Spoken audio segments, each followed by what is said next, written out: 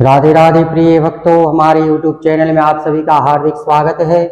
आज हम इस वीडियो में जानेंगे कि हम हर व्यक्ति आज के समय में कली काल में धर्म के प्रति आतुर है और तीर्थों में जाता है, गंगा यमुना सरस्वती नर्मदा जी स्नान करने के लिए, कि जिससे स्नान करने से उसके पाप उतर जाएं। पर यदि हम विधि के साथ तीर्थों में स्नान नहीं करते हैं, जो शास्त्र में नियम है, नियमों के साथ यदि हम स्नान नहीं करते हैं, धर्म का आचरण नहीं करते हैं, तो हमें तीर्थों में जाकर भी महापाप लगता है। वहां जाकर भी हम महापाप करते हैं। यदि हमें विधि का ज्ञान नहीं है, नियम का पालन नहीं करते हैं, तो हमें महापाप लगता है। तो इस विधि में हम जानेंगे कि हम नर्मदा जी जाएं तो किस विधि, किस नियम के साथ हमें स्नान करना चाहिए, वहां जाके हमें क्या नहीं करना चाहिए, क्या करना चाहिए, हमें यह नियम पता होना चाहिए। जब भी हम तीर्थों में जाना चाहिए, जब भी हमें तीर्थों में जाने का, स्नान करने का, दान करने का फल मिलता है।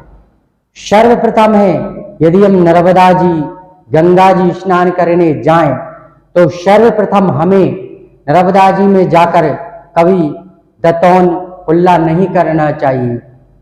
वो जो मां नर्मदा की गोद है, जो रेता है, जो गंगा जी है रेता है, वहां जाकर हमें कभी मलमूत्र का त्याग नहीं करना चाहिए। नर्मदा जी तीर्थ स्थान से कम 1 किलोमीटर दूर जाकर हमें मलमूत्र का त्याग करना चाहिए। यदि हम मां नर्मदा के किनारे पर ही मलमूत्र का त्याग करते हैं तो हमें महापाप लगता है, महादोषी है। यदि हमने वहां जाके दतौन की, मंजन किया तो हमें महापाप लगता है।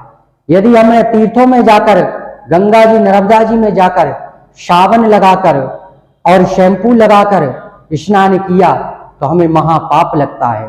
यदि मैया में हम नहा रहे हैं तो हमें नहाते समय भगवान के नाम का स्मरण करते रहना चाहिए। और एक बात याद रखें, जब हम नहा स्नान करें तो हमें अपने दोनों हाथों से शरीर को नहीं पहुंचना चाहिए। जो शरीर का मैल है वह हमें नहीं गिराना चाहिए। यदि हम ऐसा करते हैं नर्मदा जी में जाकर, गंगा जी में जाकर, तो हमें महापाप लगता है। तो भक्तों, तीर्थों में जाएं तो सात्विक व्यक्ति बन के जाएं। कभी तीर्थों में जाकर हमें लहसुन, प्याज, तामसी चीजें वहां जाकर नहीं खाना चाहिए, इनका त्याग करना चाहिए और भगवान को भोग लगाकर ही भोजन पाना चाहिए। और ऐसा कहा है शास्त्रों में कि तीर्थों में यदि आप गए हैं, आपने भोजन प्रसादी बनाई है, तो वहां एक ब्राह्मण के भोजन कराएं और एक कऊ के, एक कन्या के भोजन अवश्य ही कराएं। यदि आपने ब्राह्मण गौ के भोजन नहीं कराए और आप गए, अपने भोजन पाया, स्वयं बनाया, स्वयं ही खाया, तो उसका महापाप लगता है। ऐसा तीर्थों में जाकर कभी हमें नहीं करना चाहिए। राधे राधे प्रिय भक्तों।